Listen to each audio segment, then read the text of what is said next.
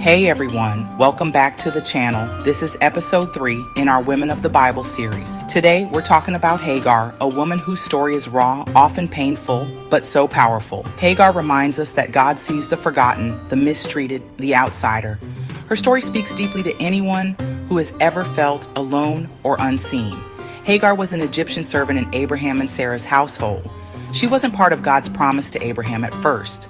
She was property, not a free woman. Her status was low. She had little control over her own life, yet her story is included in God's word because God valued her. Sarah was unable to have children and suggested Abraham have a child with Hagar, a common cultural practice but not God's plan. Hagar was used in an attempt to help God's promise along. When Hagar became pregnant, tensions rose. Genesis 16:4 says she despised Sarah. Sarah treated Hagar harshly in return, so harshly that Hagar ran away into the wilderness. Pregnant, alone, desperate, she was a victim of other people's choices. She was oppressed, abused, discarded. It seemed no one saw her, no one cared. But God saw her. Genesis 16:7 says, "The angel of the Lord found Hagar near a spring in the desert." God sought her out in her lowest moment. He called her by name. "Hagar, servant of Sarai, where have you come from and where are you going?" God asked her to name her pain, to tell her story.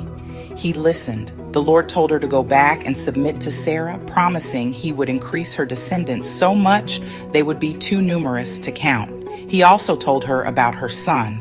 "You shall name him Ishmael, for the Lord has heard of your misery." Ishmael means God hears. Overwhelmed, Hagar said, "You are the God who sees me." She named the well Bir Lahai Roi, which means well of the living one who sees me. No one else saw Hagar, but God did. God didn't ignore her pain. He met her there. He gave her hope. Hagar returned and had Ishmael. Years later, after Isaac was born, tensions flared again. Sarah demanded Abraham send Hagar and Ishmael away. Abraham was distressed, but God told him to do it, promising to take care of them. So Hagar wandered in the desert again, this time with her son. When their water ran out, she wept, placing Ishmael under a bush to die. But God heard Ishmael's cries. Genesis 21:17 says, "God heard the boy crying, and the angel of God called to Hagar from heaven. He opened her eyes to a well. He promised Ishmael would become a great nation." Hagar, the slave, the foreigner, the cast-off, God heard her, God saw her, God provided for her and her son. Hagar's story tells us no one is invisible to God. He sees the oppressed. He hears the cries of the suffering.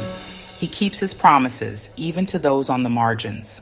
So, what can we learn from Hagar? 1. God sees the unseen. Hagar called him El Roi, the God who sees me. He sees your pain. 2. God hears our cries. Ishmael means God hears. Your prayers are never ignored. 3. God pursues the outcast. He found Hagar in the desert. He comes to us in our lowest moments. 4. God keeps his promises. He promised to make Ishmael a great nation, and he did.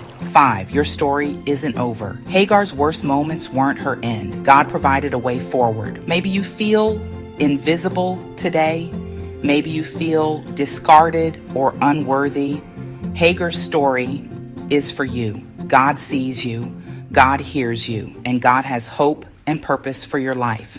If this episode encouraged you, please give it a thumbs up, share it with someone who might need it, and subscribe so you don't miss the rest of the Women of the Bible series. Comment below. What stands out to you in Hagar's story? How does it speak to you? Thanks for watching.